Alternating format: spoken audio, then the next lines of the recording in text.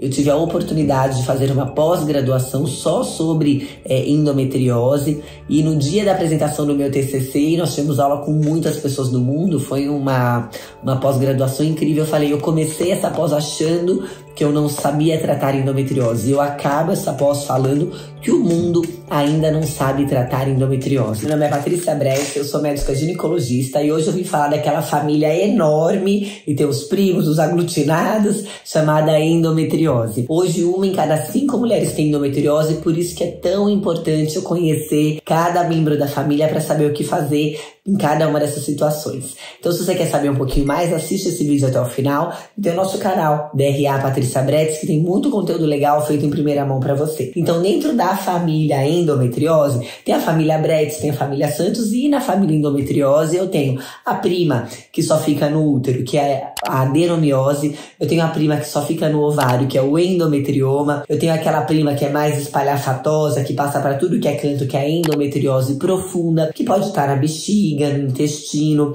Eu tenho uma endometriose à distância, que hoje, minha gente, tem relatos de endometriose até no cérebro, na língua. Já pensou? No pulmão, a mulher menstrua e tem sangramento pulmonar? Demais, né? E aquela prima discreta, que é caladinha, que ninguém percebe que tá lá, mas que faz estrago, é a come quieto. A endometriose superficial. Nenhum exame pega, tem poucos sintomas, mas a danada pode dar a tal da infertilidade. E esse vídeo hoje é para falar de uma das formas mais prevalentes, que é a adenomiose, que é a endometriose que está localizada no útero. O que ela pode causar?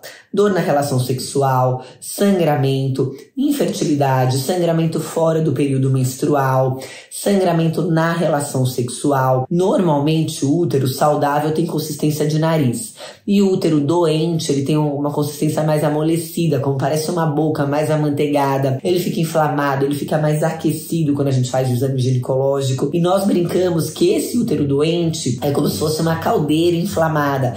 Então até num processo de fertilização in vitro ele também diminui as taxas de sucesso. Como eu sempre falo para vocês, a endometriose ela tem 3 causas principais, e você se ilude de achar que só uma cirurgia vai resolver o problema. A endometriose é uma doença inflamatória, então desde dieta, sedentarismo, tudo isso pode piorar a sua inflamação. Autoimune, então tem o componente de estresse. Outras doenças autoimunes acontecem junto de mulheres que têm essa família de doença chamada endometriose. E hormonal, então a gente só não fala em endometriose para mulheres na menopausa, é uma doença de mulher de período fértil. Então normalmente elas já nascem com essa doença, já começam a ter os sintomas desde o primeiro fluxo menstrual, e esse sintoma vai se agravando com o passar do tempo.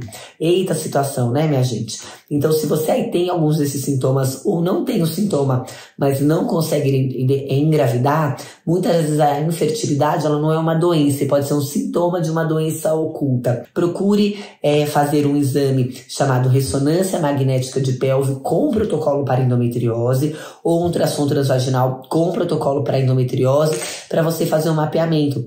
Porque às vezes dentro da mesma mulher pode ter mais de uma das primas da endometriose, como eu disse, é a família que pode ou não andar em conjunto. E se a situação está limitada ao útero, como eu falei, dieta anti-inflamatória, e aí dentro disso diminuir carboidrato, principalmente o trigo, leite, derivados, açúcar, carne vermelha no máximo 2 vezes por semana, procurar comer então mais verdura, legumes, uma alimentação mais anti-inflamatória. O jejum intermitente também tem uma ação anti-inflamatória, a restrição calórica, porque hoje a gente está tendo muito acesso à comida. E quando a gente engorda, a gente aumenta a estrona, e não só pelo caráter inflamatório, mas pelo caráter hormonal, eu também pioro a endometriose. Sabia disso? Que você come, piora os hormônios que pioram a endometriose. Também, atividade física, ela tem uma ação anti-inflamatória. Eu fiz um vídeo sobre isso. Isso se chama hormese. Quando você faz atividade física, você ativa a sua musculatura a liberar substâncias anti-inflamatórias, e também pode ajudar na parte de controle da endometriose. E quando eu penso em hormônio, se ilude quem pensa que a pílula trata endometriose. Não trata, tá? Então você tem que ter acesso a medicamentos com ação antiestrogênica. E dentro disso, para mulheres jovens, saudáveis, que querem ter filhos, eu acho que os implantes hormonais têm um papel muito importante, porque eu posso usar a longo prazo e eles melhoram a condição de saúde da mulher como um todo. Então, tem o Nestorone, tem a gestrinona, que eles podem, em alguns casos, até controlar a predominância estrogênica Então, com isso diminui dor na mama, TPM, em alguns casos a celulite, o Nestorone melhorando a acne. Então, em cada situação a gente usa um hormônio específico como um aliado. Eu mesma tenho formação em cirurgia, mas depois que eu fui aprofundar na parte de tratamento hormonal, meu volume cirúrgico para endometriose despencou.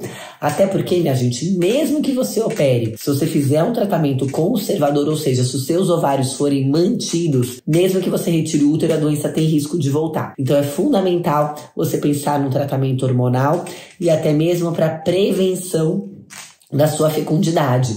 E uma dica de ouro, tá?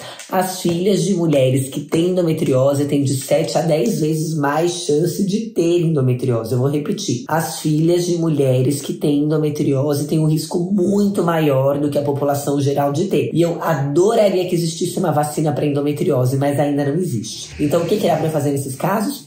Cortar a menstruação dela, ou com Implanon, ou com DIU medicado, Mirena ou Cailina, porque quanto mais essa menina menstrua, mais ela ativa toda essa cascata que eu falei aqui pra vocês. E para aquelas mulheres que realmente não querem mais ter filhos e que tiveram uma falha no tratamento clínico, considerar a cirurgia, pensando em adenomiose, quando está localizada no útero. A histerectomia, ela é resolutiva e toda vez que eu tiro o útero, a gente retira as trompas, porque elas são uma das maiores causas de câncer de ovário. Outra dica de ouro aí, se precisar tirar o útero, tirem também as trompas. O ideal é que seja feita uma histerectomia total, porque às vezes a presença do colo pode persistir o sangramento. Então hoje falamos de uma das doenças ginecológicas mais prevalentes na mulher.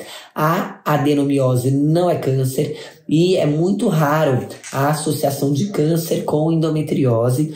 Quando ele ocorre, é um tumor de células claras e é mais no ovário. Então quem tem endometriose não tem um risco tão maior, mas tem dores que podem ser comparadas a pacientes oncológicos. Só quem tem endometriose que sabe o tanto que sofre, né? Então falamos aqui sobre a causa da adenomiose, o que ela compromete de fato, os impactos que ela pode ter para a sua saúde e as melhores formas de tratar. Eu tive a oportunidade de fazer uma pós-graduação só sobre endometriose e no dia da apresentação do meu TCC, nós tivemos aula com muitas pessoas do mundo, foi uma pós-graduação incrível. Eu comecei essa pós achando que eu não sabia tratar endometriose. E eu acabo essa pós falando que o mundo ainda não sabe tratar endometriose. Por isso que é muito comum em cada médico que você vai, cada um falar uma coisa. E o mais importante, quando eu falo não só da endometriose, mas de qualquer doença, não tratar só a doença, mas tratar a pessoa que está ali por trás. E quando eu falo endometriose, a família que está ali por trás, de tamanha repercussão que ela traz para a vida